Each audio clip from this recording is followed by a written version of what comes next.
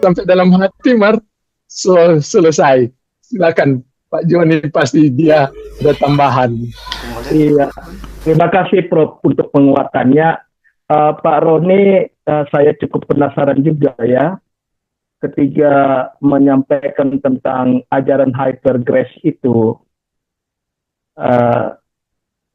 Saya mencoba mencari referensi-referensi saya tentang hyper grace ini.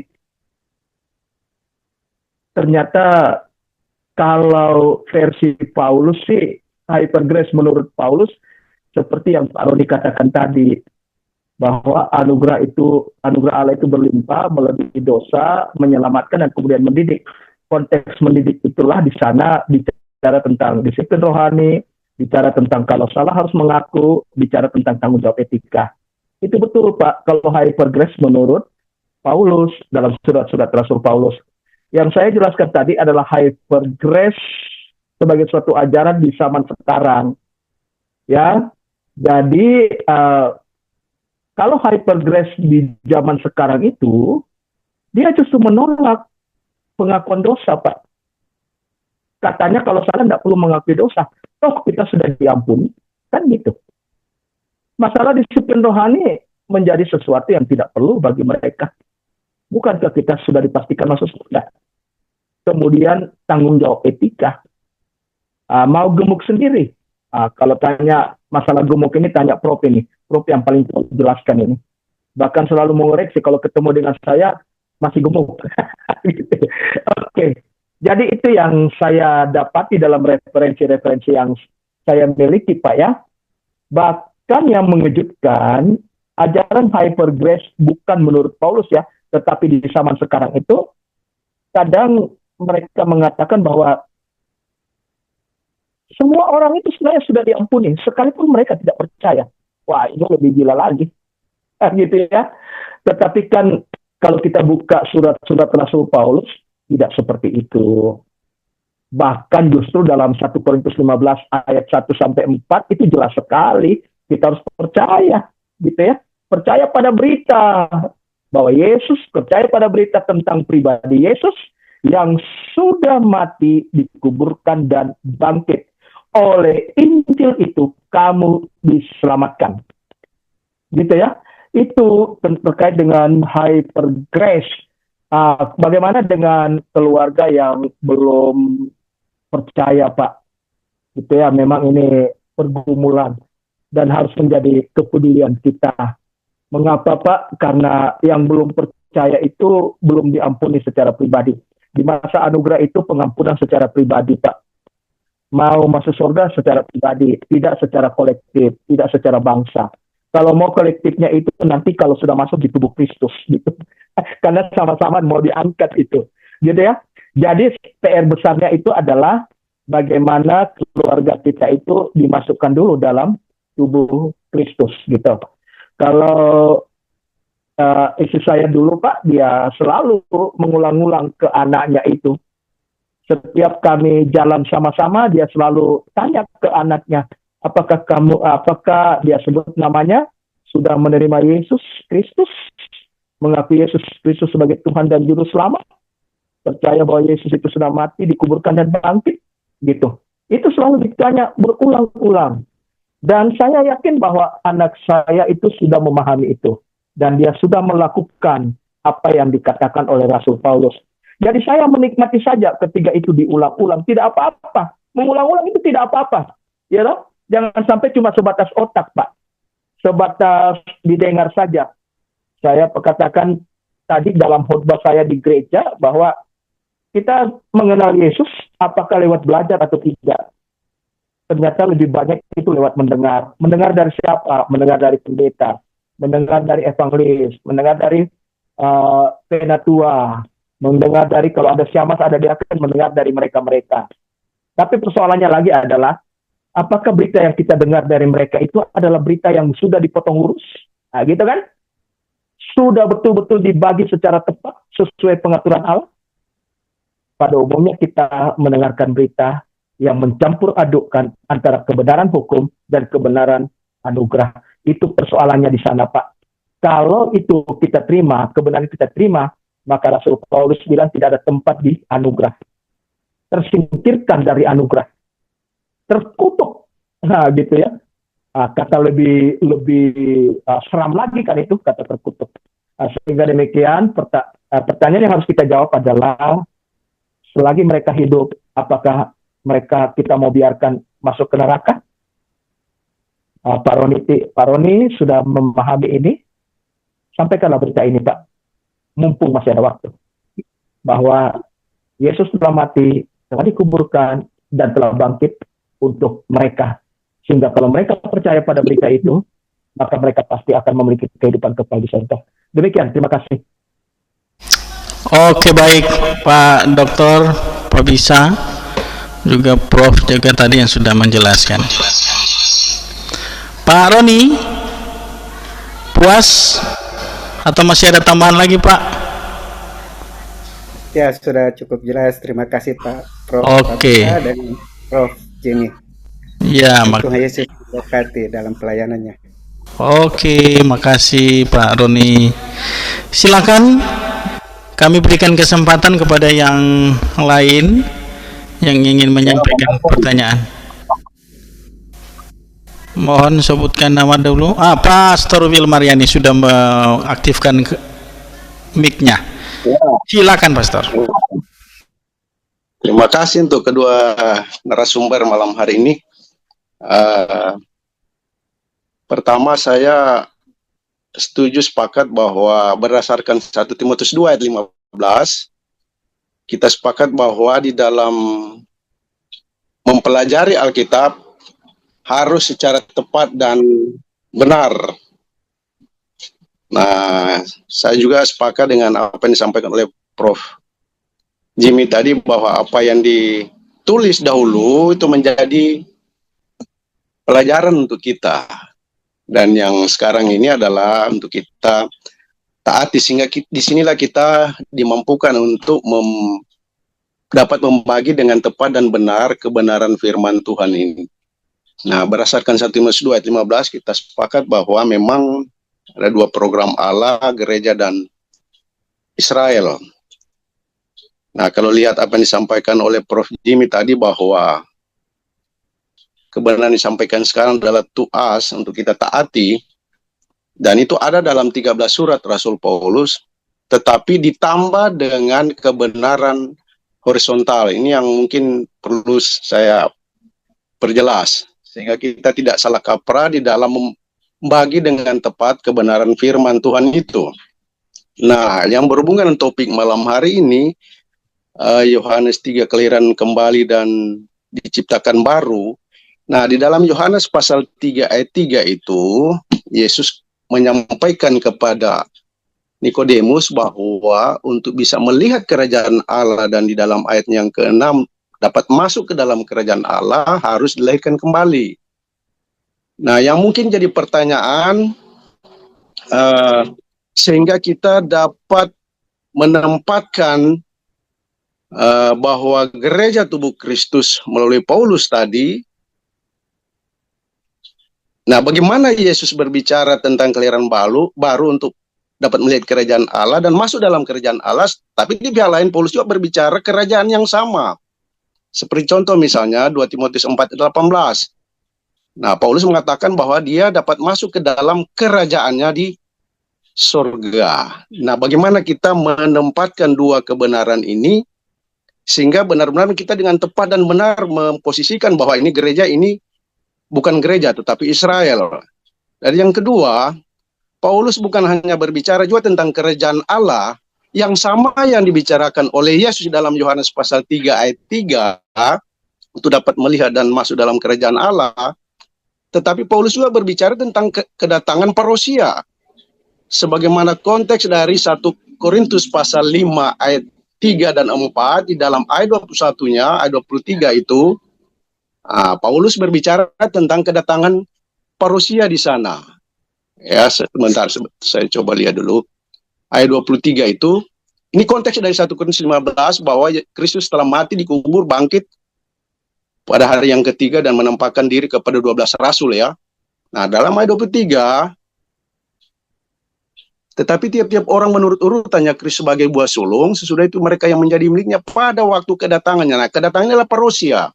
Nah, Paulus ternyata berbicara kedatangan kedua kali ya di bumi. Nah, di dalam ayat 25 1 Korintus 15, Paulus menyambung bahwa Yesus akan memegang pemerintahan sebagai raja sampai Allah meletakkan semua musuhnya di bawah kakinya. Nah, ini artinya begini, bagaimana kita melihat 1 Timotius 2 ayat 15 membagi dengan tepat, tapi di pihak lain Paulus juga berbicara hal yang sama yang sebenarnya Yesus pakai kepada orang Israel. Termasuk dalam Yohanes pasal 3 berbicara tentang kerajaan Allah. Paulus juga berbicara kerajaan Allah yang sama, itu Basilea. Kata yang sama dipakai. Nah, contohnya juga ayat 21-25 itu sebagai konteks dari 1 Korintus 15 ayat 3 dan 4. Paulus berbicara tentang kedatangan parousia. Bahkan di ayat 25 dipertegas dia akan memerintah sebagai raja sampai Allah meletakkan semua musuhnya di bawah kakinya. Nah, bagaimana kita menempatkan dua kebenaran ini sehingga dengan tepat dan kita tidak bersalah untuk menerapkannya? Mungkin mohon pencerahan dari Pak Prof. Jimmy dan Pak Dr. Joni. Terima kasih Pak Marlon. Oke, baik. Ini Pak Prof dan Pak Dokter sangat paham ini pertanyaan dari Pastor Wilmar ini. Jadi tinggal mau baku atur ini bagaimana? Prof dulu atau Pak Dokter? Prof Pak dulu Dr. lah. Joni dulu. Ini bagaimana ini? Kita lagi udah baca-baca tuh di ayat ini dia. Oke, karena Prof masih udah baca-baca tuh ayat, silakan Pak Dokter. Iya. Pak Dokter dulu. Iya. Saya mau coba lihat dulu dari konsep pertanyaan pertama ya, terkait dengan istilah kerajaan itu, gitu ya. Jadi memang benar bahwa Paulus pun bicara tentang kerajaan. Dalam Yesus pun bicara tentang kerajaan. Petrus pun bicara tentang kerajaan. Wah, sama-sama bicara kerajaan nih, gitu kan? Tetapi kalau kita lihat perbedaannya, maka kalau di luar Injil Anugerah Allah, bagi Injil kerajaan yang dimaksud itu adalah kerajaan Allah di bumi. Sementara Injil Anugerah Allah itu tidak bicara kerajaan di bumi, tapi bagaimana tubuh Kristus itu di surga nanti, gitu kan? Kemudian penerimanya berbeda. Israel untuk Injil kerajaan. Jadi kalau saya bicara Injil kerajaan berarti Petrus dan kawan-kawan, termasuk berita yang Yesus sampaikan. Kemudian kalau Injil Anugerah Allah itu penerimanya adalah semua bangsa. Jadi Israel dan bukan Israel itu tidak ada beda. Nah, kalau tidak ada beda itu jangan diartikan sama ya, gitu. Alkitab cuma bilang bahwa tanpa perbedaan. Kemudian kalau lihat konsep kerajaan itu dalam Matius pasal 4 ayat 17 itu kerajaan Allah sudah dekat. Kalau dalam 1 Korintus 15 ayat 1 sampai 4 itu bicara tentang bagaimana caranya supaya kita bisa berada di kediaman Allah, Kristus mati dikuburkan bangkit. Tanda-tandanya juga itu berbeda ya, mujizat penyembuhan baptisan air seperti yang dikatakan oleh Prof tadi. Lalu kemudian kalau Injil Anugerah Allah itu kita bisa masuk di sana karena kita dimandatkan oleh Roh Kudus, posisi kita sudah menjadi posisi surgawi. Kemudian fokusnya itu pemulihan bumi dan Israel. Harapan kalau kerajaan di bumi itulah kerajaan Mesias di bumi. Oke. Jadi konsep kerajaan dalam Injil kerajaan itu yang diberitakan oleh Tuhan Yesus dan 12 rasul itu merujuk pada pemerintahan Mesias di bumi yang dijanjikan kepada Israel dalam perjanjian lama dalam Daniel 2 ayat 44. Pada zaman raja-raja itu Allah semesta langit akan mendirikan suatu kerajaan yang tidak akan binasa. Yesaya 9 ayat 6 dan 7, anak yang diberikan kepada kita pemerintahnya tidak akan berkustan di atas tahta Daud. Matius 19 ayat 24, apabila anak manusia bersemayam di tahta kemuliaannya, kamu akan duduk di atas 12 tahta untuk menghakimi ke-12 suku Israel. Jadi kerajaan yang Yesus tawarkan itu bersifat politis dan geografis, ya, berpusat di Yerusalem dan melibatkan pemulihan Israel sebagai bangsa. Namun sayang Israel menolak raja mereka, Yohanes 19 ayat 15, maka program kerajaan itu ditunda, bukan dibatalkan ya, sampai masa kedatangan Kristus kedua kali. Sementara konsep kerajaan menurut Paulus itu ya adalah konsep kerajaan yang dinyatakan ya, sebagai sesuatu yang dahulu tidak diberitahukan. Ya, di mana Allah membentuk satu tubuh baru, yaitu yang Kolose pasal 1:13. Ia telah melepaskan kita dari kuasa kegelapan dan memindahkan kita ke dalam kerajaan anaknya yang kekasih. Roma 14 ayat 17, sebab kerajaan Allah bukan soal makanan dan minuman, tapi soal kebenaran dan sejahtera dan sukacita dan Roh Kudus. Efesus pasal 2 ayat 6, ia telah membangkitkan kita bersama-sama dengan dia dan memberikan tempat bersama-sama dengan dia di surga dalam Kristus Yesus. Jadi bagi Paulus, kerajaan bukan lagi entitas politik di bumi, sama seperti pemberitaan Yesus dan 12 rasul, melainkan suatu realitas rohani dan posisi surgawi bagi orang percaya dalam Kristus. Kita bukan masuk ke kerajaan bumi, melainkan kita dipindahkan ke dalam kerajaan anak Allah, Kristus secara rohani di surga di atas. Jadi itu terkait dengan konsep kerajaan. Kemudian bagaimana, apakah dalam 1 Korintus 15 Paulus juga bicara tentang kedatangan Yesus yang kedua? Mari kita lihat, memang kita harus betul-betul detail ini. Dalam 1 Korintus 15 ayat 1-4 di situ dikatakan, aku mengingatkan kamu akan Injil bahwa Kristus telah mati karena dosa dan seterusnya. Seluruh ayat dalam pasal ini, ya dalam 1-4 itu tentang uraian satu peristiwa, satu paket peristiwa, Yesus mati, dikuburkan dan bangkit. Jadi bukan sekedar tentang kehidupan setelah mati, tetapi tentang urutan kebangkitan dalam program Allah. Paulus menulis kepada gereja, bukan kepada Israel. Maka konteksnya adalah pengharapan gereja, itu rapture, bukan kedatangan Yesus yang kedua kali. Kemudian mari kita lihat ayat 20 sampai ayat 24. Kristus telah dibangkitkan dari antara orang mati, tetapi tiap-tiap orang menurut urutannya. Kristus sebagai buah sulung, sesudah itu mereka menjadi miliknya pada waktu kedatangannya, kemudian tiba kesudahannya dan seterusnya. Perhatikan urutannya. Kristus itu kebangkitan pertama sebagai buah sulung. Mereka yang menjadi miliknya, gereja, kebangkitan pada waktu kedatangannya. Kemudian kesudahannya setelah kerajaannya itu kebangkitan akhir di akhir milenium. Jadi Paulus memang bicara tentang kedatangan Kristus, tapi bukan kedatangan untuk mendirikan kerajaan di bumi seperti dalam Injil kerajaan, melainkan kedatangannya untuk membangkitkan dan mengubah tubuh Kristus, yaitu gereja yang akan diangkat, rapture, gitu. Kemudian kedatangan yang dimaksud Paulus rapture bukan kedatangan yang kedua kali. Dalam 1 Korintus 15 ayat 51 sampai 52, sesungguhnya aku menyatakan kepadamu suatu rahasia, kita tidak akan mati semuanya.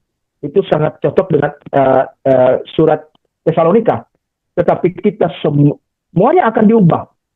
Itu lewat peristiwa di mana yang mati dibangkitkan dan yang hidup itu sekali-kali tidak mendahului yang mati.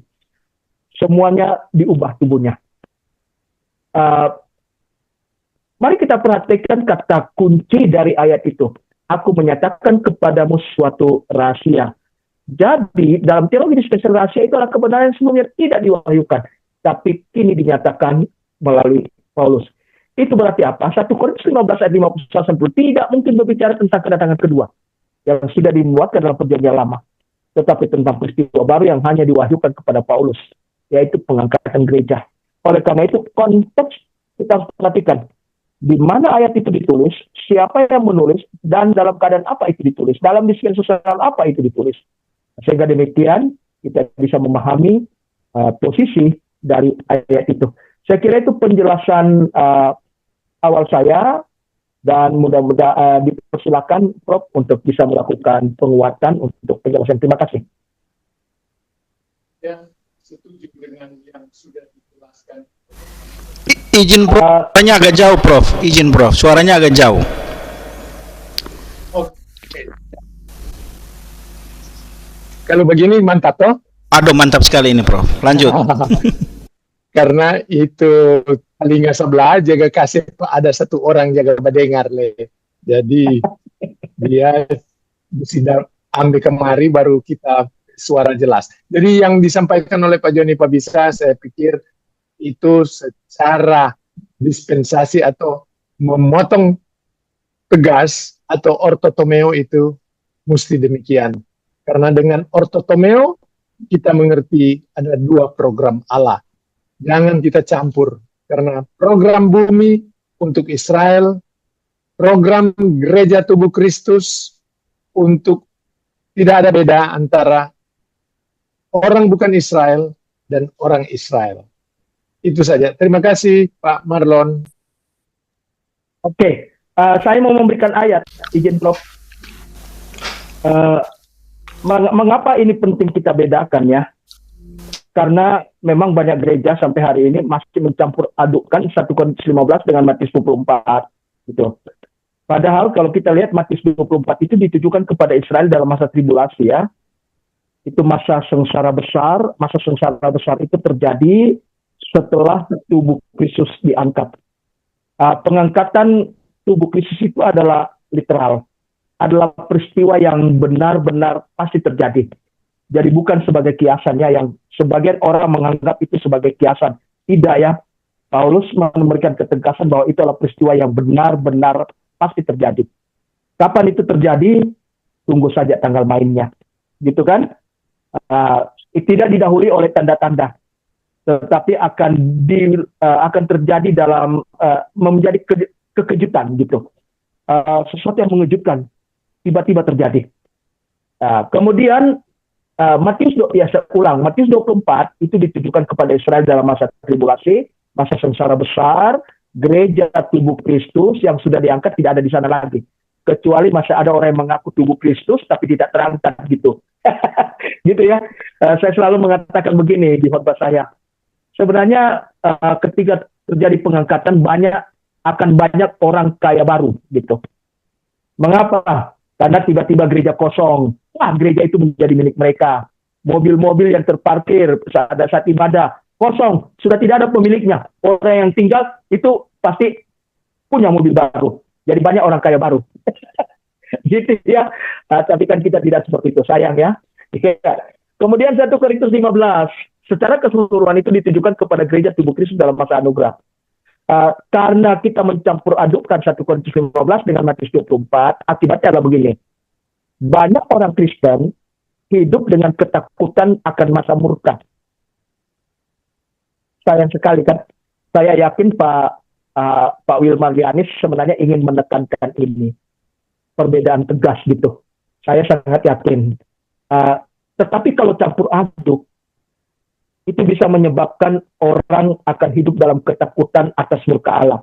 Padahal dalam 1 Tesalonika 5:9 itu jelas sekali. Gereja tidak ditentukan untuk ditimpa murka. Kemudian, pengangkatan gereja itu adalah berkat dan pengharapan sebenarnya, bukan penghakiman. Kesalahan kaprah ketika dikatakan rapture itu, pengangkatan itu adalah bentuk penghakiman. Betul, kita akan diadili di bema di sana. Tetapi kita bukan dihakimi untuk keluar dari surga. Ya, saya sebut saja keluar dari surga. Mau keluarnya di mana itu urusan lain, karena dengan tidak diwahyukan gitu kan. Itu kesalahan kaprah. Kita itu rapture itu harusnya menjadi kebahagiaan. Kenapa? Karena yang kita nantikan ini penyatuan tubuh gitu loh. Saya tadi mengatakan kepada keluarga yang berduka yang hadir di gereja, pengharapan saudara di mana? Yerusalem baru kan? Saya ingin mengatakan bahwa orang Minahasa tidak akan bisa masuk Yerusalem baru. Orang Toraja saya tidak akan bisa masuk Yerusalem baru. Karena nama saya tidak tahu dari suku mana saya. Gitu ya.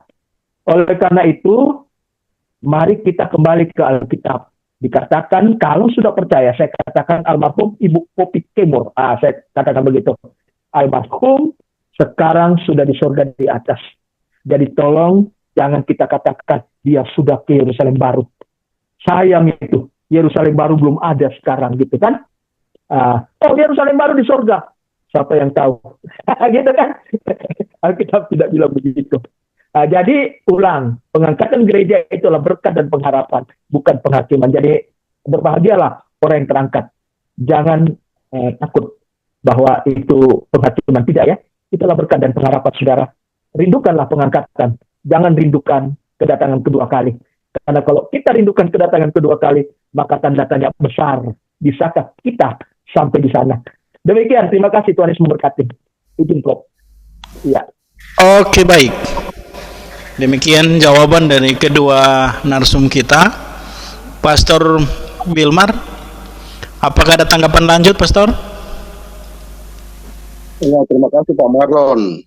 Ya, jadi saya hanya mau menegaskan saja bahwa memang kebenaran sekarang ini untuk kita melalui Paulus itu 13 surat itu ditambah dengan kebenaran horizontal. Itu yang perlu kita mungkin perhatikan, karena Paulus dia berbicara hal yang sama seperti Yesus. Contohnya bahkan dalam surat Rasul Paulus sebenarnya ada banyak itu ya. Saya hanya ambil contoh 2 Timotius pasal 4:18 tadi, karena di Galatia pasal 5 ayat 5 juga contohnya 21, Efesus 5 ayat 5 juga Paulus berbicara kerajaan Allah yang sama seperti Yesus maksud dalam Yohanes pasal 3 ayat 3 tadi itu. Dan ada beberapa di Kolose juga, Tesalonika juga Paulus berbicara kerajaan Allah yang sama yang dimaksud oleh Yesus dalam Yohanes 3 ayat 3. Nah, ini nanti kita akan kebingungan bagaimana kita menempatkan kebenaran dengan benar dan tepat, sedangkan di pihak lain Paulus berbicara hal yang sama. Bahkan dia tidak tanggung-tanggung mengatakan dia akan masuk dalam kerajaannya, kerajaan Allah itu di surga. Ya, karena memang tujuan dari 1 Timotius 2:15 adalah membagi dengan tepat. Dan kita sepakat bahwa kita yang dispensational mid-X, kita bisa tahu menempatkan mana yang Israel, mana yang GTK. Ya, jadi mungkin kita bisa melihat mungkin ada kebenaran horizontal yang mungkin kita lupa tempatkan selain dari 13 surat Rasul Paulus. Karena kebenaran horizontal itu yang juga menjadi titik tolak, sehingga kita tidak bingung bahwa ini Israel, ini gereja. Ya, dan kita memang tidak campur aduk seperti yang tadi disampaikan berulang-ulang. Ya, jadi ada kebenaran horizontal yang perlu kita perhatikan, di mana kalau berbicara keselamatan oleh Roh Kudus, oleh Allah, oleh Yesus, itu berbicara kasih Allah. Nah, situlah kebenaran horizontal. Berbicara kelahiran baru karena kasih Allah oleh Roh Kudus, itulah kebenaran horizontal semuanya. Terima kasih Pak Marlon. Oke, Pak Marlon, saya tertarik ini. Saya orang yang suka penasaran ya. Oh begitu. Belajar terus. Prof ini selalu mendorong saya untuk belajar terus ini. Oke, bagaimana ada tanggapan? Oke, ya saya cuma penasaran aja. Boleh enggak Pak Marlon baca 2 Timotius 4 ayat 18? Kita mau tahu kebenarannya di sana. 2 Timotius 4 ayat 18, ayat yang disebutkan tadi oleh Pak Wilmar. 2 Timotius 4 ayat 18. Ya. Betul ya Pak Dokter ya? Ya, silakan. Oke. Dan Tuhan akan melepaskan aku dari setiap usaha yang jahat. Dia akan menyelamatkan aku sehingga aku masuk ke dalam kerajaannya di sorga. Baginya lah kemuliaan selama-lamanya. Amin. Ya, saya kira jelas ya, kerajaannya di sorga, bukan kerajaannya di bumi. Itu tegas dalam 2 Timotius 4 ayat 18, sehingga demikian dalam 2 Timotius 4 ayat 18 itu tidak berbicara tentang kerajaan di bumi, tapi kerajaan di sorga. Itulah yang kita bicara tentang konteks kepada siapa ditulis dan seterusnya. Itulah dispensasional. Kemudian ketika bicara kebenaran horizontal ya, kalau dalam pelajaran dispensasional teologi itu disebut prinsip. Prinsip ini merujuk pada sifat, pada karakter, pada natur Allah. Gitu ya. Jadi kalau kemudian Allah membenci, ya karena memang natur Allah seperti itu. Sifat Allah seperti itu, karakter Allah seperti itu. Jadi, tapi kalau terkait dengan doktrin, maka itu tidak bicara prinsip, tidak bicara horizontal, ya, tetapi itu tegas, tegas sekali. Demikian, terima kasih. Oke, baik. Terima kasih Pak Dokter. Ya, oke. Satu lagi. Silakan. Oke, kalau kita lihat di perjanjian pemilihan dalam TL ya, di sana kita akan ketemu kata kasih karunia. Ya, lalu kemudian banyak orang mengatakan bahwa kasih karunia itu sebenarnya sudah ada sejak dulu Apakah itu benar atau tidak benar? Jawabannya benar. Kalau itu diartikan sebagai prinsip, kalau itu diartikan sebagai sifat, sebagai karakter, sebagai natur Allah, memang kasih karunia itu sudah ada sejak dulu. Tetapi ketika kasih karunia itu dijadikan sebagai sistem keselamatan, maka kasih karunia di PL berbeda dengan kasih karunia di surat-surat Rasul Paulus. Jadi ketika di surat Rasul Paulus, kasih karunia sudah menjadi sistem keselamatan.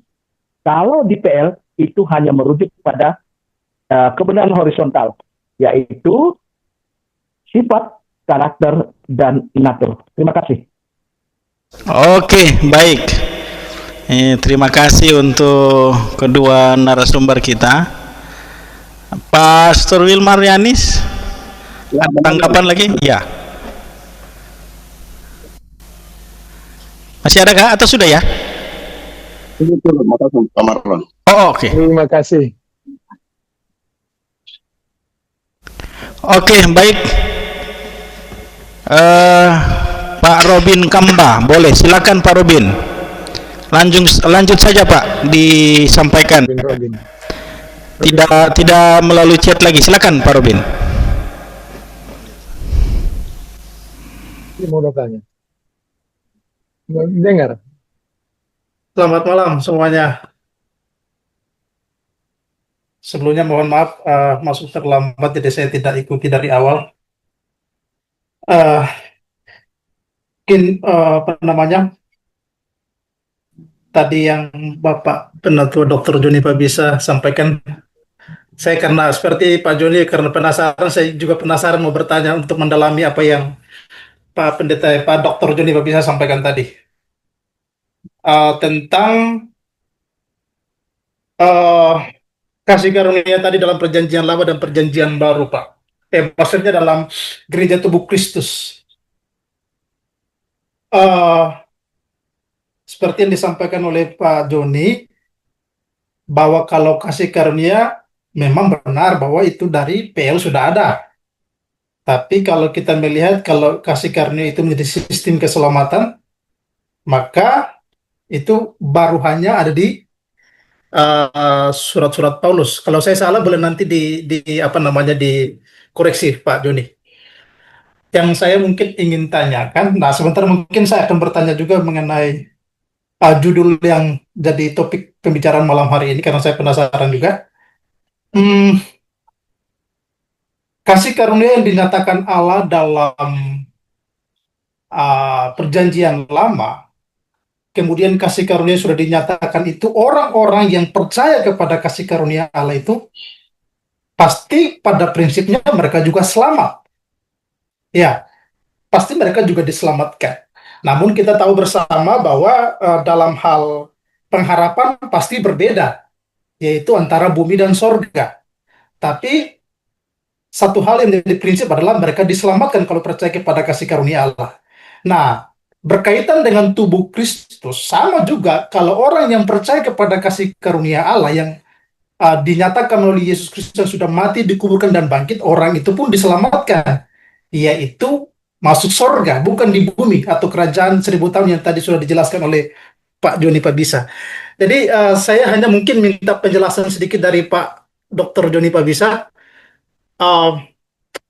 Apa yang dimaksudkan tadi dengan sistem keselamatan, supaya saya bisa melihat perbedaannya apa gitu.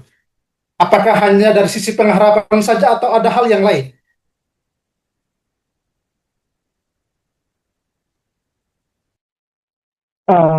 Boleh saya jawab, Pak? Tapi saya mau dibantu oleh Pak Proposang ini. Begini, Pak. Saya mulai dari PL dulu. Kasih karunia itu ada di PL, ya. Itu ditunjukkan lewat perjanjian dan pemilihan. Kasih karunia sebagai sifat, sebagai karakter, sebagai natur Allah itu ya. Kalau memang kasih karunia pada waktu itu menyelamatkan, maka mengapa keselamatan bisa hilang waktu itu? Harus memberikan korban berulang-ulang. Gitu kan? Kalau dia sudah sebagai sistem. Gitu. Dan betul bahwa Kasih karunia yang diberikan itu bukan pada pribadi, Pak, tapi secara bangsa, secara kolektif. Makanya saya mengatakan tadi bahwa secara bangsa Israel itu sebagai bangsa pilihan, masuk dalam perjanjian dan bangsa pilihan, tetapi itu tidak menjamin setiap orang, setiap warga negara Israel itu pasti selamat. Tidak kan? Gitu. Karena jelas sumber kebenarannya itu seperti apa. Kalau di masa kasih karunia, Pak, kasih karunia itu saya katakan tadi itu sebagai sistem keselamatan. Bagaimana caranya Allah menyelamatkan manusia, gitu. Memang cara menyelamatkan manusia itu secara berbeda-beda ya. Tetapi kalau di masa kasih karunia itu sudah jelas, sudah pasti. Dan kalau kita lihat sistem keselamatannya juga eskatologinya menjadi berbeda. Kalau di PL bukan surga di atas, gitu ya. Lalu untuk kasih karunia itu surga di atas. Jadi jelas. Jadilah kehendakmu di bumi seperti di surga.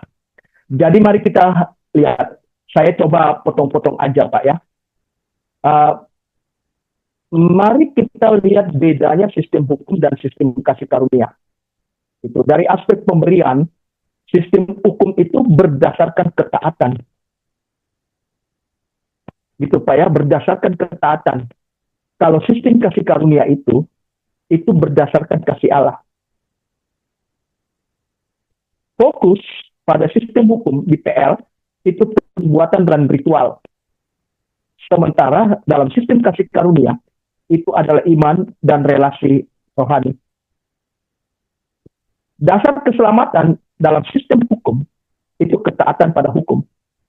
Sementara dalam kasih karunia itu adalah penebusan Kristus di salib. Kalau yang menjadi mediasi dalam sistem hukum itu adalah hukum Musa. Kalau dalam sistem kasih karunia itu adalah Kristus. Kalau dalam sistem hukum, baptisan air supaya dilahirkan kembali. Sementara kasih karunia, Roh Kudus, baptisan Roh Kudus.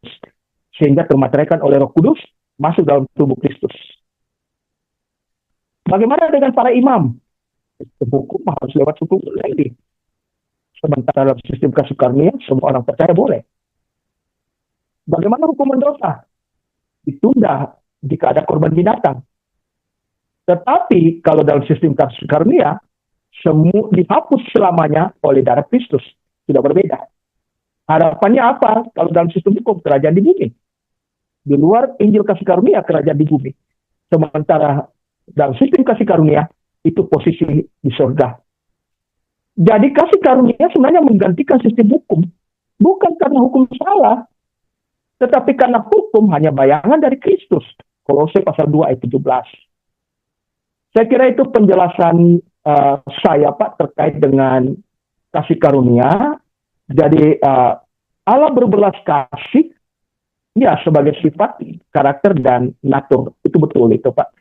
Tetapi bagaimana cara selamat itu tidak seperti dalam 1 Korintus 15 ayat 1 sampai 4. Demikian, terima kasih. Saya boleh langsung tanggapi, Pak. Pak moderator boleh langsung ini?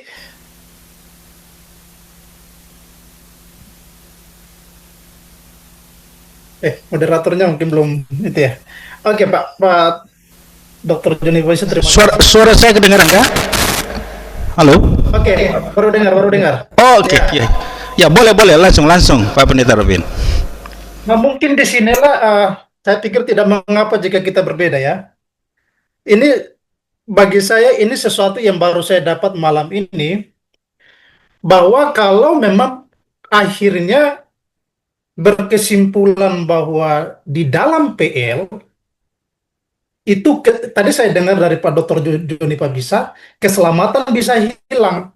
Itu yang satu. Yang kedua, Pak Dr. Joni Pabisa itu tadi mengatakan bahwa keselamatan di dalam PL berbeda caranya dengan di dalam gereja tubuh Kristus. Perbedaan yang dimaksud di situ di dalam PL dikatakan tadi bahwa Selain iman, ditambah dengan ketaatan-ketaatan kepada hukum-hukum yang ada.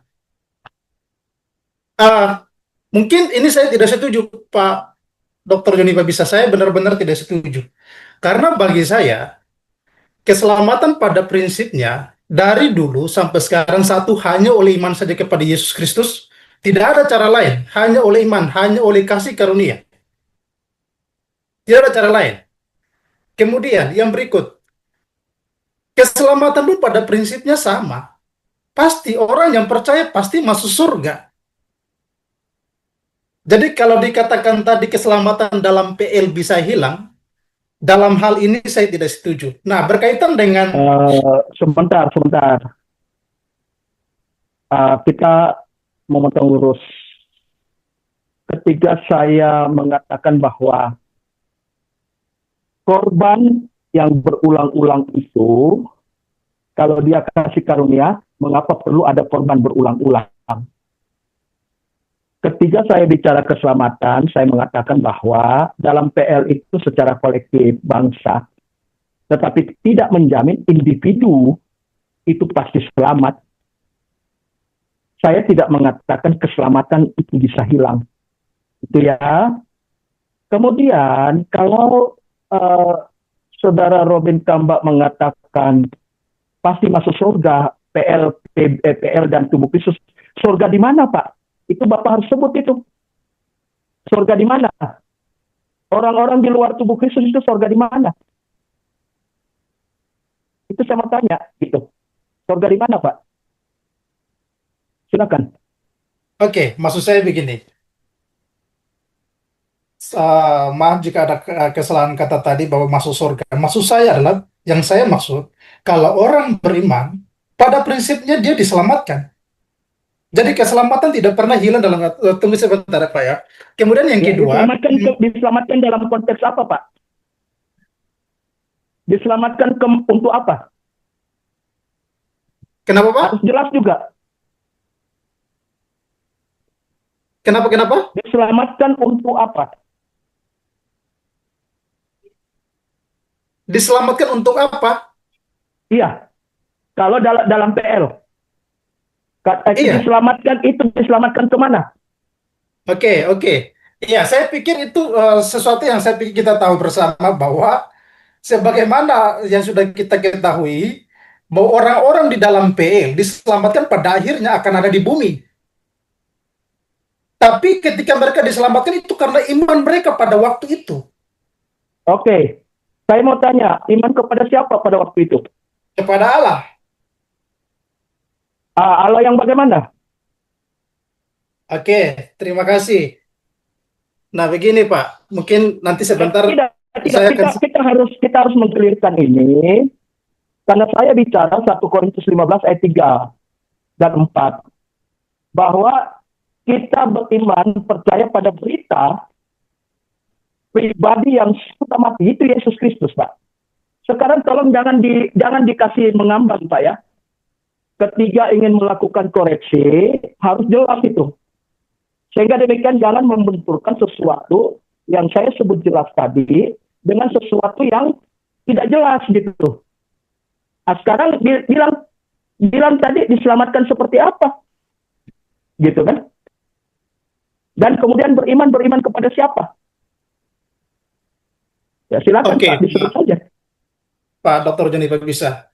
Saya akan sampai ke situ, tapi maksud saya begini.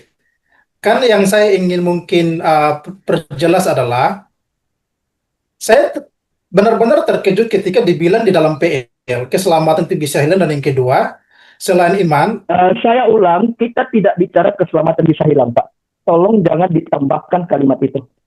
Tadi saya dengar dalam pernyataan Pak tadi di sejak awal, makanya saya tulis ini sekarang Pak. Saya tadi tulis dilihat di katakan ya. Oke. Jadi ketiga, misalnya begini Pak, kalau memang dalam konteks seperti itu, di PL berdosa, begitu Pak ya? Ada orang PL kan berdosa Pak ya? Benar Pak ya? Dan kemudian dia tidak mempersembahkan korban. Dia tetap layak di hadapan Allah, Pak?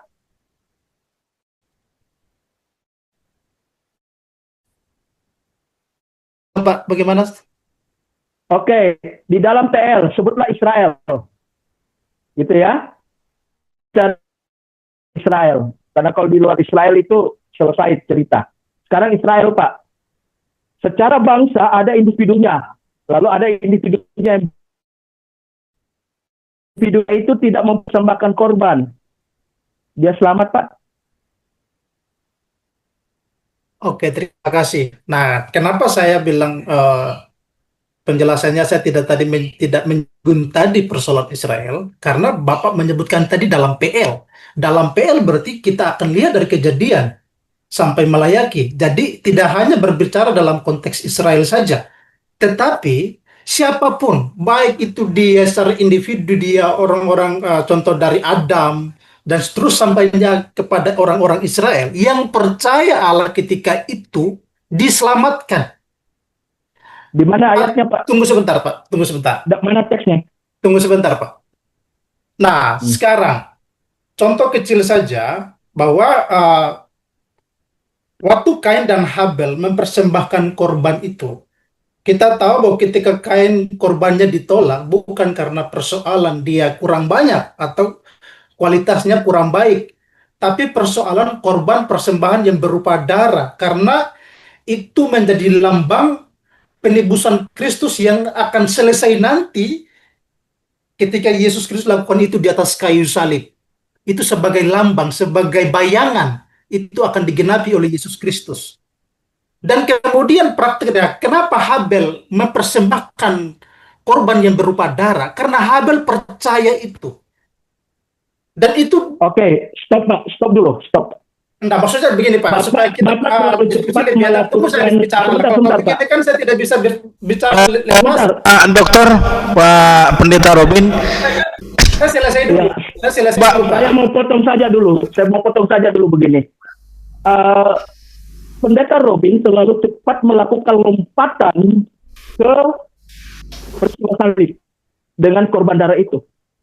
Saya ingin katakan, Pak, bahwa korban darah itu sebenarnya dimulai dari kejadian. Dan itu kemudian diikuti oleh anak-anak mereka. Maka kita harus berpegang pada teks, Pak. Ya, saya sekarang di posisi teks. Mana teks yang mengatakan bahwa itu langsung lompat ke peristiwa salib? Oke, makanya maksudnya begini kan Pak, supaya kita Pak Pendeta Robin dan Pak Joni Pabisa. Ini kan tadi Pak Dokter sudah sempat interupsi dan saya berikan. Jadi berikut saya berikan kesempatan ke Pendeta Robin dulu. Jadi nanti Pak Dokter boleh mendengar dulu apa yang disampaikan Pak Robin. Silakan. Jadi Pak Joni Pabisa, mungkin saya selesai bicara baru. Enggak apa-apa ditanggapi, enggak apa-apa kok. Mungkin kalau saya salah nanti bisa ditanggapi. Tapi kasih saya waktu dulu supaya yang saya maksud itu tidak terpotong juga. Oke Pak, saya menyambung tadi dari apa yang Pak bilang bahwa praktek korban persembahan yang berupa darah itu dimulai sejak di Taman Eden. Ketika Allah sendiri melakukan itu kepada Adam dan Hawa. Makanya manusia pertama yang mendapatkan pengampunan dari Allah itu adalah Adam dan Hawa. Dan saya percaya mereka selamat karena mereka menerima anugerah Allah ketika itu. Ketika Allah mengorbankan korban persembahan yang berupa darah, kemudian kulitnya dijadikan pakaian Adam dan Hawa. Adam dan Hawa terima itu. Nah, itu bagian daripada bukti mereka menerima anugerah Allah pada saat itu. Nah, kenapa saya katakan tadi bahwa praktek-praktek sejak dari Taman Eden, kemudian itu diteruskan di dalam kehidupan orang-orang Yahudi, mengorbankan persembahan, itu adalah gambaran, bayangan, yang sampai pada akhirnya Kristus akan selesaikan itu di atas kayu salib. Sekalipun itu belum sempurna, tapi itu sebenarnya cara Allah memberitahukan kepada manusia dalam perjanjian lama bahwa dalam hal pengampunan dosa itu harus berupa darah. Dan praktek-praktek yang dilakukan dalam perjanjian lama itu hanyalah sebagai bayangan sampai pada akhirnya Kristus menggenapi itu. Jadi yang saya maksud begini, Pak. Pada prinsipnya, keselamatan itu hanya oleh iman. Apakah Adam dan Hawa selamat? Ya, mereka selamat. Mereka selamat karena apa? Beriman kepada Allah. Jadi kalau tadi Pak Dr. Joni bisa mengatakan bahwa Allah yang mana? Tentu Allah Tritunggal. Allah Tritunggal yang mereka imani. sehingga mereka diselamatkan. Sama seperti Abraham dalam Kejadian pasal 15 ayat 6. Ketika dia percaya kepada janji Allah bahwa dia akan memiliki keturunan yang banyak dan lain sebagainya, dikatakan di situ iman Abraham diperhitungkan sebagai kebenaran, dan itu dikutip oleh Rasul Paulus dalam Roma pasal 4. Dia mengutip apa yang dikatakan oleh iman daripada Abraham dalam Roma pasal 4. Dan kemudian Yakobus juga mengatakan itu. Jadi apa yang saya mau katakan di sini? Sejak dari dalam perjanjian lama, keselamatan itu hanya oleh iman kepada Allah Tritunggal.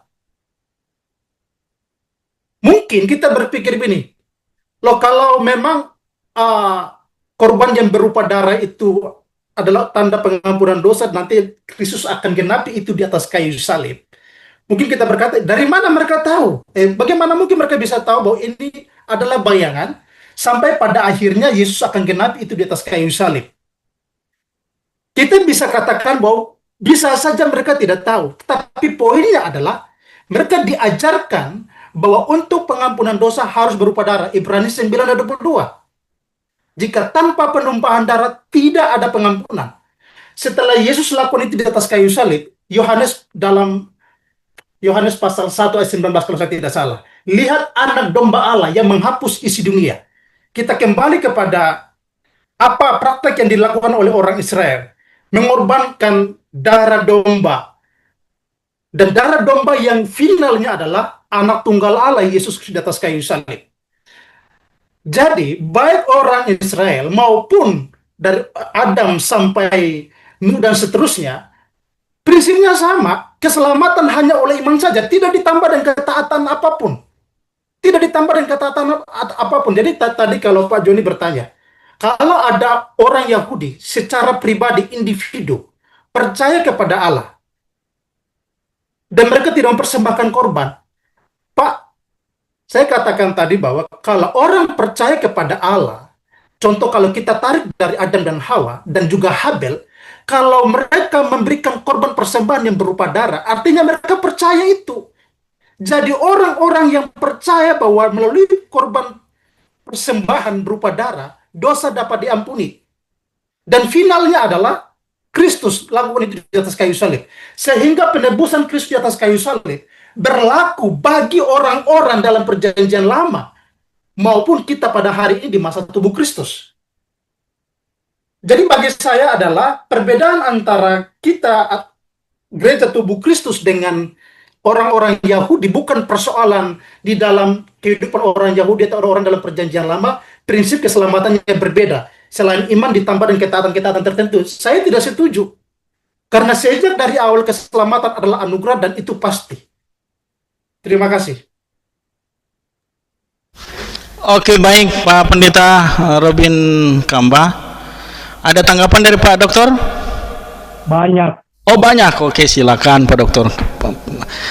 Satu, kekeliruan dari Pak Robin Kamba mengatakan bahwa saya bilang orang Israel yang percaya Allah lalu tidak memberikan korban, itu bagaimana? Saya tidak pernah bilang begitu. Yang saya bilang adalah bagaimana kalau ada individu warga Israel itu berdosa dan dia tidak memberikan korban. Saya tidak mengatakan kalau dia percaya Allah. Gitu ya. Jadi tolong jangan dipelintir. Karena pelintir itu juga berbahaya sekali. Tidak ortotomeo. Gitu ya. Kemudian, begini. Ini kan tergantung keyakinan Pak Robin Kamba ini. Kalau yang Pak Robin Kamba sampaikan tadi, saya mengerti semua. Saya tahu itu yang begitu, Pak. Gitu kan? Tetapi karena kita ortotomeo, Pak, mau memotong lurus, maka kita tidak boleh campur aduk itu kebenaran hukum dengan kebenaran anugerah, Pak. Gitu ya. Jadi kita posisi bicara tentang bagaimana memotong lurus. Kalau dari sisi pendekatan saya, dalam menjelaskan apakah kita dilahirkan kembali untuk selamat atau diciptakan baru untuk selamat, gitu kan? Saya kan cuma dalam konteks seperti itu. Oke. Jadi begini, Pak. Kalau Bapak mengatakan semua oleh iman dalam konteks kasih karunia bukan ketaatan, Pak, Maka saudara Bapak harus menjawab apa fungsi hukum Taurat. Gitu kan?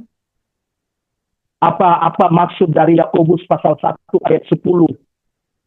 Itu harus diselesaikan, Pak. Gitu kan? Oke.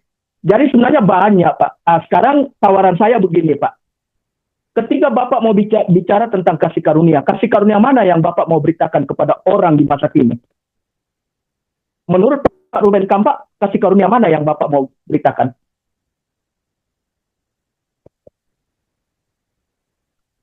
Ya silakan dijawab, Pak. Kasih karunia mana? Oke, kalau sudah mungkin saya akan tanggapi. Ya, kalau tadi Pak tanya kasih karunia mana? Kasih karunia, yaitu Yesus mati, dikuburkan, dan bangkit.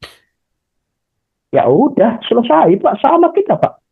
Kalau Iya. yang Bapak jelaskan sebelumnya itu kan Roma pasal 15, Roma pasal 15 itu, Pak. Semua menjadi pelajaran. Iya kan? Saya katakan Betul. sama, Pak. Iya kan? Jadi bukan persoalan Bapak setuju atau tidak setuju dengan saya. Karena ketidaksetujuan Bapak ternyata tidak lengkap dengarnya gitu. Gitu kan? Tidak apa-apa, Pak. Berbeda juga adalah kekayaan, Pak. Kan? Yang tidak membuat Pendeta Robin Kampak dan saya masuk neraka, Pak. Gitu kan? Tetapi bisa saja kita dicap seperti Hermenius atau Pilatus, Pak. Kita menyimpang dari ajaran. Kita tidak tahu apakah Pendeta Robin atau saya ini yang menyimpang dari ajaran. Atau mungkin kita berdua sebenarnya tidak menyimpang, Pak. Tetapi kita cuma melihatnya dari sisi yang berbeda. Bapak dari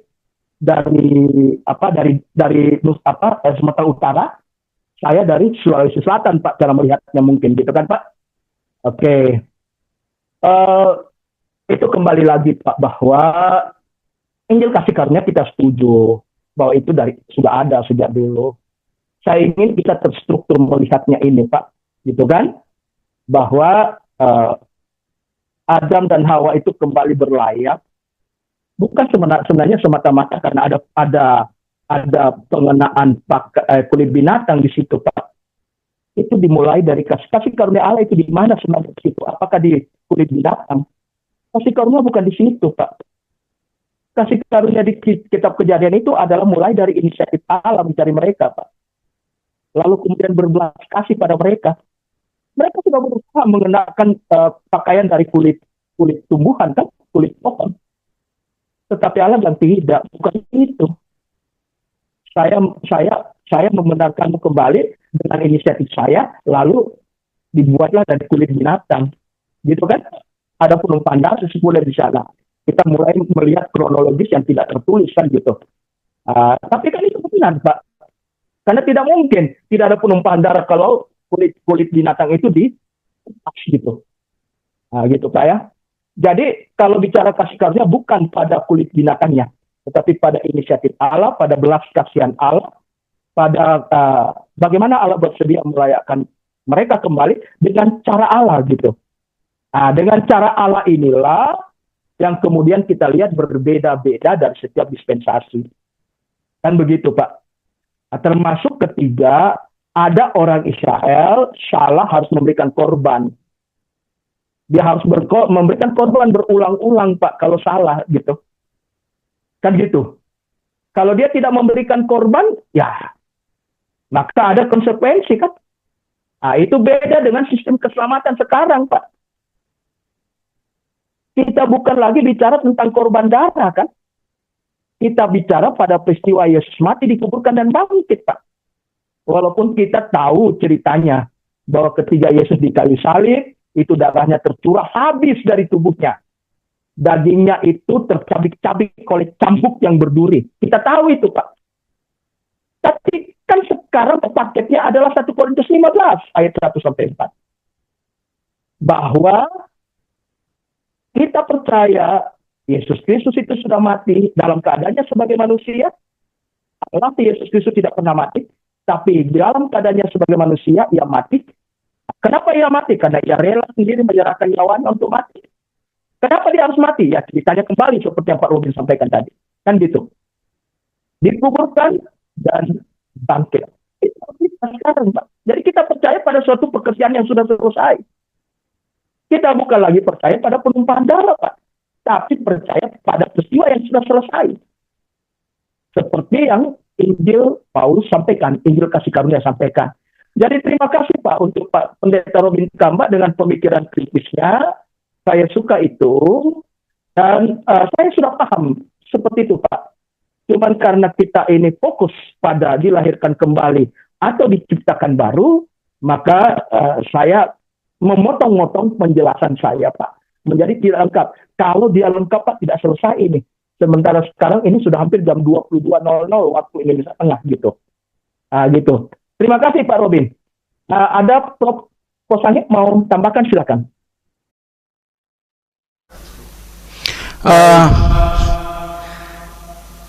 Halo. Pak Marlon? Iya. Ada mau ditambahkan Prof atau soal lengkap nih? Saya mau tambahkan yaitu tujuh. Oh itu juga. Memang ini tambahan ini tuh mantap memang. So boleh. Oke, so boleh Kang. Kita suka mau kasih kata terakhir. Oh begitu. Oke. Iya, ini saya baca di room chat ini ada pertanyaan untuk Pak Robin. Tapi saya minta maaf Pendeta Charles Simamora, karena Pak Robin kan bukan narasumber kita di malam hari ini. Nantilah Grace Ministry akan buat Pak Robin Kamba nanti jadi narasumber. Mungkin bisa nanti disampaikan khusus untuk Pak Robin. Disimpan aja nih Pak Robin, atau bisa langsung wapri ini sama Pak Charles. Ya, di Jakarta. Horas Pak Pendeta Charles ya. Oke. Masih mau pagi di Ambon. Iya, oke, baik. Tadi Pak Prof juga sudah bilang sudah mau menyampaikan kata-kata terakhir, tapi masih mau baku dapat atau ini? Bukan kata-kata terakhir. Masih DP nama? Closing statement. Aduh, susah sekali ini dia. Iyo. Kalau saya bilang kata-kata terakhir bahaya ini. Oke, Pak Prof mau ke closing statement, tapi sebelum kita dengar closing statement ini, karena kurang lebih masih ada 16 menit ke depan. Oh, masih ada. Closing statementnya kan nanti ada dua narasumber, Pak Dokter sama Pak Prof. Nah, ada informasi menarik dari Grace Ministry bahwa malam hari ini kami berterima kasih untuk dua narasumber kita, Pak Prof Posangi dan Pak Dr. Pabisa, yang cukup sabar menghadapi keluarga-keluarga Grace Ministry di pelayanan ini, dan cukup sabar juga menjawab pertanyaan-pertanyaan. Semoga tidak ada yang tersakiti dalam hal tanya jawab ini, karena kita semua melakukan untuk kemuliaan Tuhan. Dan kami merasa bahwa masih ada banyak juga hal yang mungkin akan ditanyakan. Seperti tadi Pak Dokter katakan, kalau mau bahas semua sampai waktu tidak cukup ya. Waktu kita tidak berkecukupan untuk kita akan bahas semua. Tapi paling tidak apa yang sudah kita bahas ini memberkati kita, memberikan pencerahan, memberikan pengetahuan. Kalau yang belum mendengar berarti sudah boleh mendapatkan pemahaman yang baru. Kalau yang sudah punya pemahaman maka semakin diteguhkan, dan itu tentu untuk kemuliaan Tuhan. Kemudian untuk pelayanan Grace Ministry, sekali lagi untuk link Zoom kita malam hari ini, kami berterima kasih banyak untuk Ibu Steri Tangkilisan yang sudah memberikan linknya untuk dipakai dalam pelayanan Grace Ministry, dan Tuhan memberkati tetap ke depan menjadi saluran berkat bagi pelayanan Grace Ministry maupun di mana saja berada untuk kemuliaan Tuhan. Tentu Tuhan memberkati Ibu Steri dan keluarga, bahkan juga untuk pelayanannya. Kemudian untuk pelayanan Grace Ministry minggu depan berarti kita worship ya.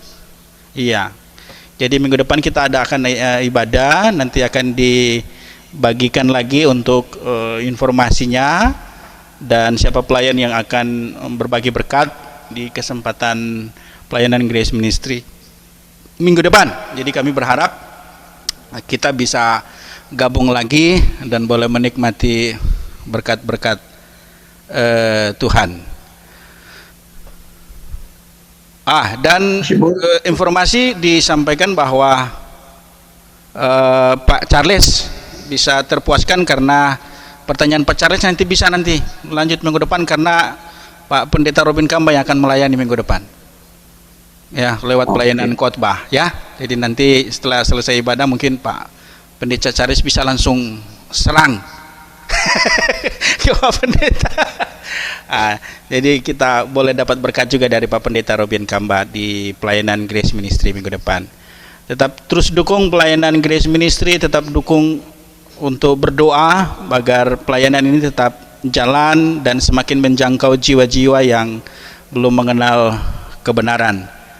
Dan informasi tambahan dari Pak Dokter bahwa kalau ada Bapak Ibu yang ingin berdiskusi lebih lanjut, ya lebih spesifik, lebih luas, lebih mendalam, silakan boleh mengklik link yang sudah dibagikan di room chat, dan pastinya Bapak Ibu akan dipuaskan karena saudara kami Pak Dokter akan siap ya memberikan berkat-berkat surgawi lewat link yang ada atau yang disebut dengan chat GPT. Begitu ya Pak Dokter ya. Dan ada banyak hal yang mungkin Bapak Ibu bisa dapatkan di sana. Kemudian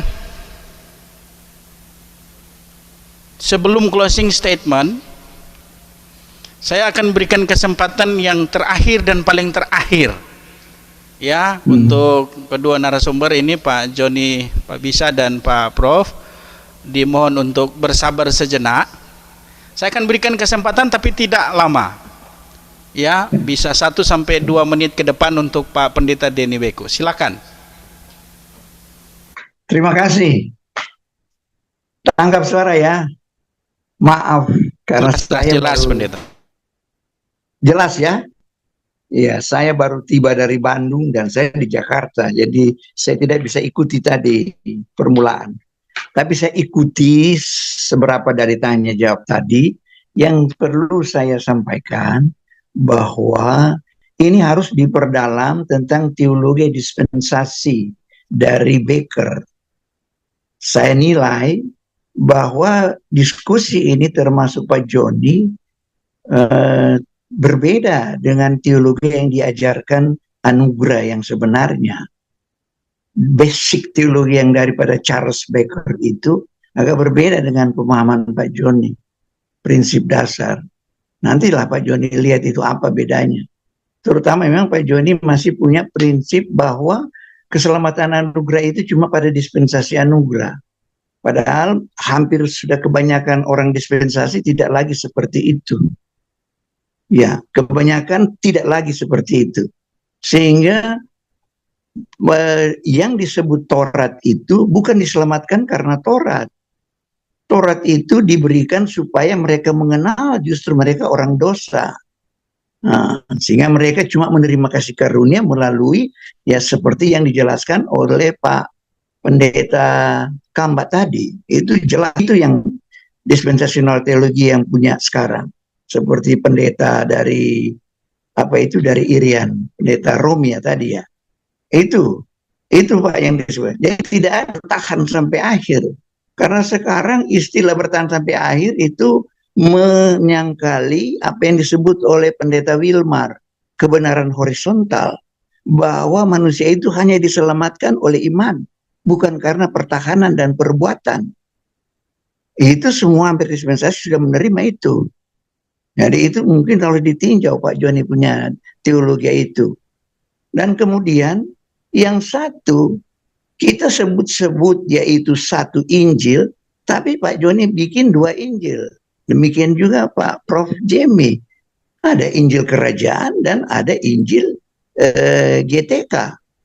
Padahal Paulus justru menyatakan bahwa Petrus memberitakan Injil dia salah, karena itu dia tidak boleh lari daripada cuma satu Injil saja. Itu keluar di Galatia pasal 1. Dan keluar juga di dalam 1 Korintus. Baik Kefas maupun dia sama-sama bekerja dalam satu Injil. Dalam satu kerajaan. Itu jelas. Yang terjadi itu teori. Atau yang Pak Pak Joni itu kemukakan Tidak ada ayat seperti yang dikemukakan bahwa ada 2 program. Di mana?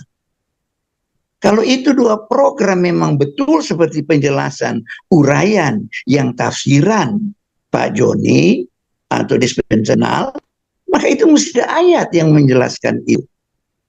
Nah, itu mungkin yang kita bicarakan lagi selanjutnya. Sekarang Paulus bilang cuma 1 Injil, cuma 1 kerajaan, cuma 1 berita, cuma 1 iman. Tidak ada iman dan perbuatan. Iman saja, only believe. Itu semua satu. Dan itu satu di dalam Alkitab. Saya kira mungkin berikut kita tambah bicara itu. Tentang bagaimana sebenarnya dispensasional ya. Oke, baik Pak Pendeta. Ya. Baik, Pendeta Daniweku, terima kasih untuk responnya malam hari ini. Nanti itu menjadi bagian catatan untuk Pak Doktor. Halo Pak. Sebentar. Halo. Ya, mau memberikan penegasan karena Pak Pendeta Daniweku mengatakan bahwa saya berbeda. Saya berharap Pendeta Daniweku baca ulang deh. Iya. Oke, baik Pak Dokter. Saya justru menyarankan Pendeta Daniweku mengupdate informasinya, mengupdate pemahamannya, dan kalau kemudian Pendeta Daniweku mengatakan bahwa itu tidak sejalan dengan Becker, saya ingin mengatakan Pak, bahwa sumber utama saya adalah Becker. Saya juga tidak yakin Pendeta Daniweku itu membaca keseluruhan isi buku Becker. Gitu, Oke, baik. Saya membaca semua sumber dari tokoh-tokoh dari dispensational theology yang memang murni mid-age. 1. Kedua, ketika Pendeta Daniweku mengatakan bahwa tidak hanya ada 1 Injil, di mana ayat Alkitab yang mengatakan hanya 1 Injil, Pak? Tidak ada itu, Pak. Tolong belajar lagi lah, Pak. Ya, saya ingin mengatakan sekalipun saya di Galati pasal 1, tidak ada Injil lain. Selain yang disampaikan oleh Rasul Paulus yang diberitakan itu jelas. Pak Doktor, bisa Pak Pendeta Denny, saya mohon maaf, izin memotong. Boleh, ini sekaligus closing statement saya saja. Oke, baik. Jadi halo, sebentar Pak Dokter. Ya. Jadi karena ini closing statement, saya berharap Pak Denny untuk mute karena kalau closing statement tidak boleh ada tanggapan lagi. Jadi Pak, makasih Pak Pendeta Denny. Silakan Pak Dokter untuk melanjutkan sekaligus dengan closing statement dan kemudian nanti di closing statement terakhir dari Pak Prof. Silakan Pak Dokter. Oke, saya ingin mengatakan kepada Pendeta Daniweku bahwa tidak ada pernyataan Rasul Paulus yang mengatakan 1 Injil.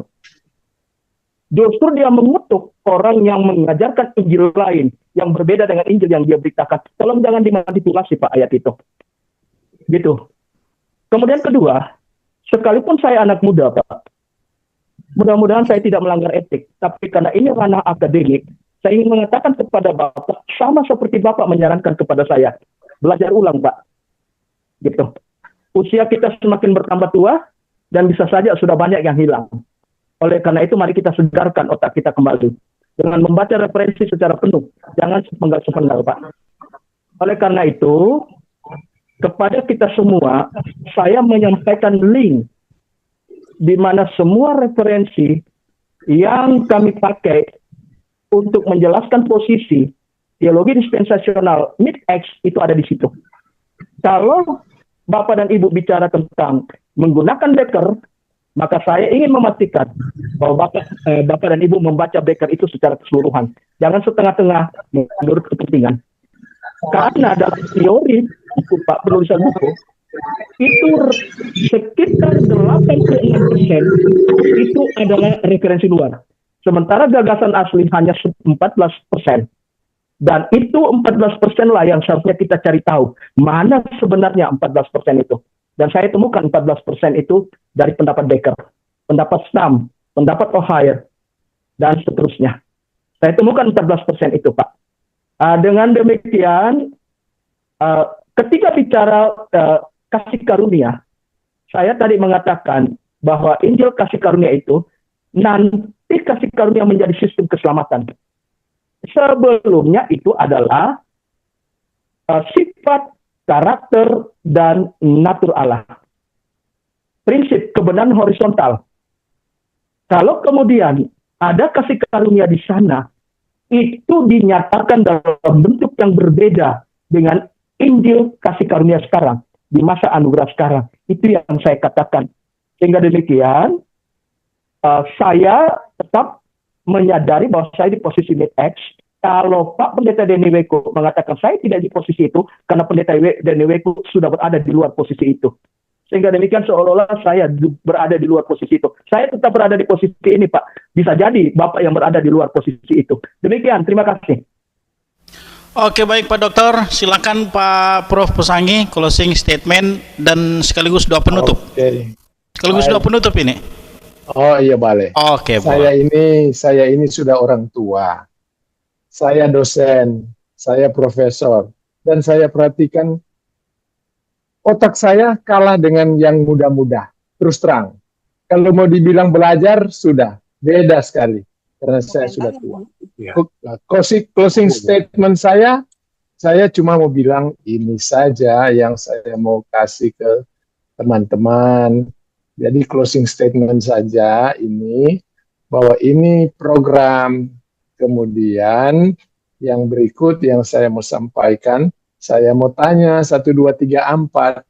Itulah yang baik yang berkenan kepada Allah Juru Selamat kita, yang menghendaki supaya apa ini dia? Supaya semua orang diselamatkan dan memperoleh pengetahuan akan kebenaran. Bolehkah orang selamat tanpa dan memperoleh pengetahuan akan kebenaran? Saya tidak tahu. Dan Alkitab juga sudah mengatakan manusia tidak tahu. 1 Korintus 2 ayat 12. Diskusi kita ini luar biasa, hebat sekali. Tolong masing-masing jawab saja ini. Terserah. Kalau misalnya tidak memperoleh pengetahuan akan kebenaran, tidak selamat atau bagaimana, saya tidak tahu, ya. Tapi yang saya tahu cuma manusia tidak tahu. Itu yang Alkitab bilang. Mari kita berdoa. Bapa di surga, terima kasih karena kami boleh belajar. Memang di dalam pelajaran kami ini ada pendapat-pendapat. Tapi kami tahu bahwa apa yang kami katakan itu akan nyata ketika hidup kami berakhir pada pengharapan kami, yaitu surga kekal. Kami akan bertanya kepada Tuhan. Terima kasih karena semua boleh beraktivitas, mengambil bagian, memberikan ide. Setiap ide itu kami tahu. Itu bagus sekali. Tapi mana yang benar kami juga tidak tahu. Kami juga tidak tahu siapa di antara kami yang percaya dan yang tidak percaya. Yang tahu hanya dirinya pribadi dan Tuhan Allah. Terima kasih. Karena sesuai dengan janji-Mu kami yang percaya memiliki hidup yang kekal. Yaitu untuk program sekarang di sorga. Untuk program dulu dan program yang akan datang, yaitu di bumi. Yerusalem baru, langit baru, dan bumi baru.